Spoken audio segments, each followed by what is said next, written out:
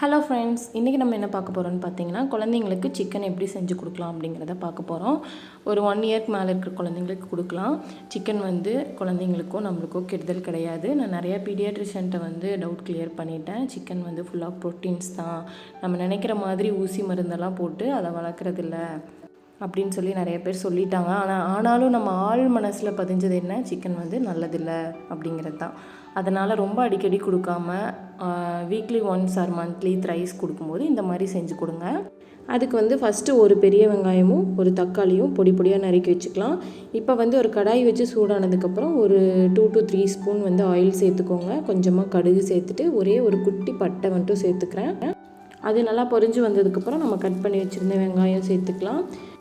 நான் ஒரே ஒரு வரமிளகாய் மட்டும் சேர்த்துக்கிறேன். உங்களுக்கு அதை விட காரம் கம்மியாக வேணும்னா ஒரு அரை வரமிளகாய் மட்டும் சேர்த்துக்கோங்க. கூடவே கருவேப்பிலை போட்டு நல்லா கலந்து விட்டுக்கலாம். இந்த மாதிரி நம்ம செஞ்சு கொடுக்கும்போது சாப்பாடு கூடவே பிணைஞ்சு சாப்பாடும் ஊட்டி விட்டுலாம், சிக்கன் மட்டும் தனியாகவும் ஊட்டி விட்டாலும் நல்லா சாப்பிட்டுக்குவாங்க. ஒரு 3 பல் பூண்டை நல்லா இடித்து அதையும் சேர்த்து நல்லா கலந்து விட்டுக்கலாம். அந்த பச்சை வாசனை போனதுக்கப்புறம் நம்ம வந்து தக்காளி சேர்த்துக்கலாம்.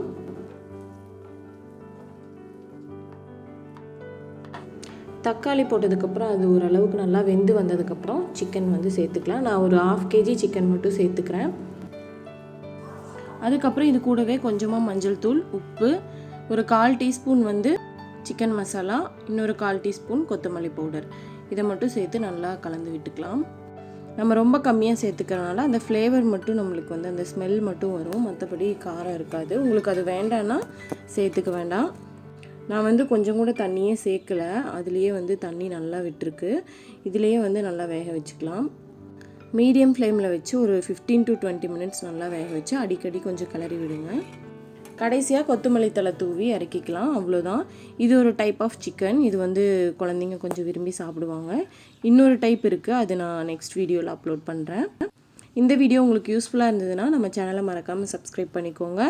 உங்கள் ஃப்ரெண்ட்ஸ் அண்ட் ஃபேமிலிஸ்க்கு ஷேர் பண்ணி அவங்களோட குழந்தைங்களுக்கும் இந்த மாதிரி செஞ்சு கொடுத்து ட்ரை பண்ணி பார்க்க சொல்லுங்கள். தேங்க்யூ ஸோ மச் ஃபார் வாட்சிங்.